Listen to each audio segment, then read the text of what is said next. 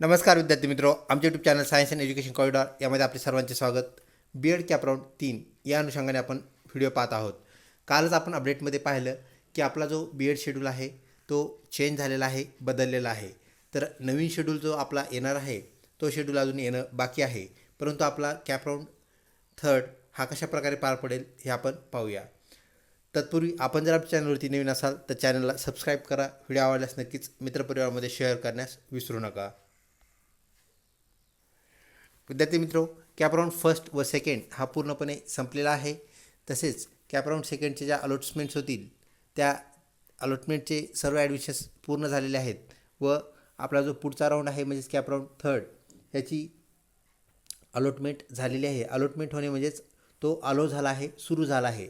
तर आता cap round 3मध्ये आपला जो पहिला टप्पा आहे तो टप्पा म्हणजेच आपल्याला सर्वप्रथम काय करावं लागेल तर कोणाचा फॉर्म चुकला असल्यास, फॉर्ममध्ये काही अडचणी असल्यास किंवा एखादं डॉक्युमेंट आपल्याला रिप्लेस करायचं असल्यास, बदल करायचा असल्यास आपण ते फॉर्म एडिट याद्वारे करू शकता. तसेच ज्यांनी अद्याप एकदाही नावनोंदणी केलेली नाही आहे म्हणजेच नावनोंदणीच केलेली नाही आहे त्या विद्यार्थ्यांसाठी नवीन नावनोंदणीचा सुद्धा आपल्याला ऑप्शन ह्या कॅप राऊंड 3मध्ये पाहायला मिळतो. म्हणजेच कॅप राऊंड 3मध्ये आपण नवीन नावनोंदणी करू शकता ज्यांनी आत्तापर्यंत रजिस्ट्रेशन केलं नव्हतं. तसेच आपला जो फॉर्म आहे तो एडिट करण्याची आपल्याला सुविधा इथे मिळते.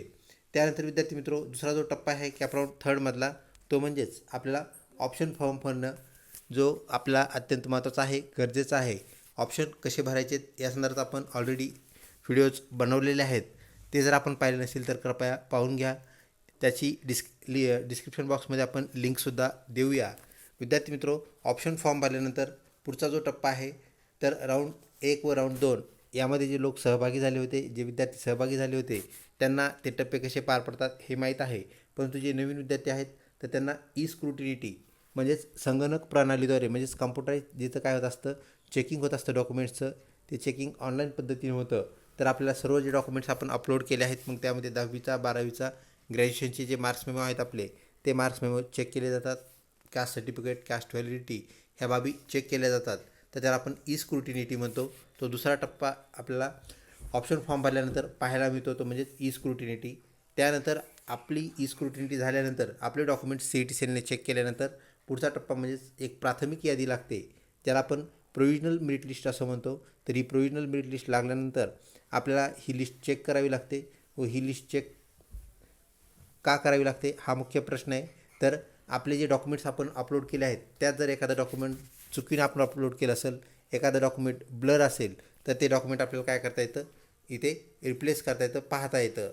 तर प्रोव्हिजनल मेरिट लिस्टमध्ये आपल्याला ते सांगितलं जातं की या डॉक्युमेंटमध्ये फॉल्ट आहे किंवा चुकीचं आहे. त्यानंतर पुढचा टप्पा असतो त्रुटी दुरुस्ती. तर ते डॉक्युमेंट आपल्याला चेक करण्याचा आणि चेंज करण्याचा एक कालावधी दिलेला असतो. तर त्याला आपण ग्रॅव्हिएशन्स असं म्हणतो, म्हणजे त्रुटी दुरुस्ती. तर त्या कालावधीमध्ये आपल्याला ते त्रुटी दुरुस्त करता येतात आणि आपण त्रुटी दुरुस्त केल्यानंतर लागते ती आपली फायनल मेरिट लिस्ट. विद्यार्थी मित्रो, ही फायनल मेरिट लिस्टसुद्धा आपल्याला चेक करावी लागणार आहे, जे की आपल्याला 5व्या टप्प्यामध्ये पाहायला मिळेल. त्यानंतर फायनल मेरिट लिस्ट लागल्यानंतर आपल्याला सीट अलॉटमेंट पाहायला मिळते. सीट अलॉटमेंट याचा अर्थ आहे आपला नंबर लागणे, म्हणजेच आपला नंबर लागलेला आपल्याला कळतो. ह्याची एक विशिष्ट तारीख असते. आपला शेड्यूल आता बदलणार आहे. अगोदर ह्याची तारीख जी होती ती ऑलरेडी आपल्याला माहीत आहे, परंतु त्यामध्ये आता बदल झालेला आहे. तो शेड्यूल आता काय झालेला आहे, बाद झालेला आहे. म्हणजेच सीट अलॉटमेंट तारीख आपल्याला परत एक नवीन तारीख मिळणार आहे, कळणार आहे. त्यानंतर आपल्याला पुढचा टप्पा जो असतो तो म्हणजेच आपला कॉलेज प्रवेश. म्हणजेच आपल्या सीट अलॉट झाल्यानंतर आपल्याला त्यामध्ये कळतं की आपला कोणत्या कॉलेजला नंबर लागलेला आहे. आपल्याला तिथं लॉग इनमध्ये ते कळतं आणि तिथून आपल्याला काय करायचं असतं तर त्या कॉलेजला दिलेल्या पत्त्यावरती आपल्याला जायचं असतं आणि सर्व आपले ओरिजिनल डॉक्युमेंट्स सोबत न्यायचे असतात. ओरिजिनल डॉक्युमेंट तिथं चेक केले जातात. त्यामध्ये आपले सर्व डॉक्युमेंट्स म्हणजे 10वी 12वीचा मार्क्स मेमो, ग्रॅज्युएशनचे मार्क्स मेमो, PG आपलं पूर्ण झालेलं असेल तर PGचे मार्क्स मेमो आणि त्यानंतर एक TC, तो ग्रॅज्युएशनचा असो किंवा PGचा असो.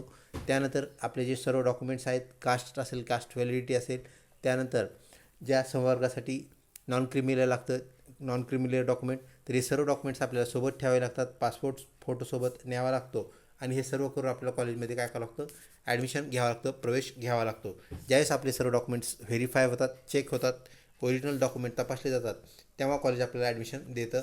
त्याला आपण सीक ॲडमिशन असं म्हणतो.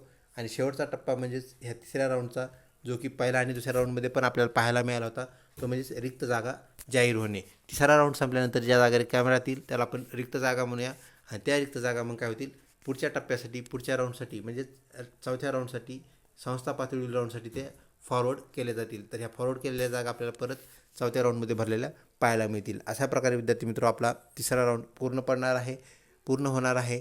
तर यामध्ये आपल्याला सर्वप्रथम अजून आपण रजिस्ट्रेशन केलं नसेल तर रजिस्ट्रेशन करायचं आहे. रजिस्ट्रेशन केलं असल्यास आपल्याला